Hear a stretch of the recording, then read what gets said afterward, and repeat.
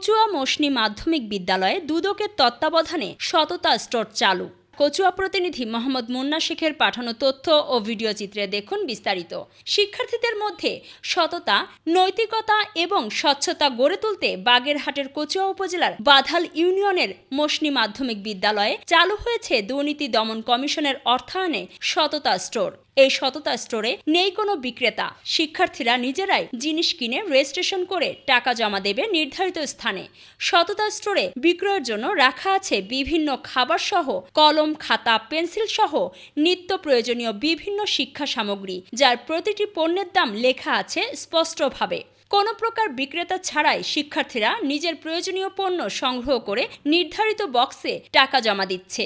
বিদ্যালয়ের প্রধান শিক্ষক বলেন, এই স্টোরের মাধ্যমে শিক্ষার্থীদের জীবনে সত্যবাদিতা, দায়িত্ববোধ ও নৈতিক মূল্যবোধ তৈরি হবে। আমরা চাই শিক্ষার্থীরা শুধু পড়াশোনায় নয়, জীবনের প্রতিটি ক্ষেত্রে সততা বজায় রাখুক। এই উদ্যোগ সেই চর্চা শুরু করবে। দুদক সূত্রে জানা গেছে, ধাপে ধাপে সারা দেশের শিক্ষা প্রতিষ্ঠানে চালু করা হবে এমন সততা স্টোর।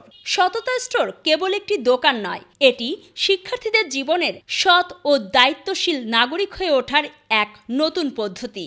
আগে আমাদের বৃষ্টি হতো, তখন আমরা খাবার কিনতে বাইরে বের হতাম, ভিজে ভিজে বাইরে দোকান থেকে কিনে আনতাম। কিন্তু বর্তমানে আমাদের স্কুলে সততা স্টোর হওয়ার ফলে আমরা বিভিন্ন ধরনের সুবিধা পাচ্ছি। এবার বিভিন্ন ধরনের খাবারও কিনতে পাচ্ছি। এই খাবারের পাশাপাশি আমাদের বিভিন্ন লেখাপড়ার প্রয়োজনীয় সামগ্রী, যেমন কলম, খাতা, পেন্সিল, ইরেজার, এই ইত্যাদি বিষয় আমরা পাচ্ছি। তো সেটা নেওয়ার জন্য আমাদেরকে বাইরে যেতে হয় বা আমাদের ক্লাস মিস হয়, অনেক কিছু নোট করতে পারি না। কিন্তু এখানে হচ্ছে কি আমাদের কলম ছলম, এখানে ইরেজার এগুলো থাকে, যার কারণে আমরা এখান থেকে জরুরিভাবে নিয়ে আমরা ক্লাসগুলো করতে পারি। বিভিন্ন রকমের খাবার, কাগজ, কলম, পেন্সিল, রাবার ইত্যাদি এগুলো, এবং আমরা আস্তে আস্তে আরও দেখছি যে ওদের আর কি প্রয়োজন।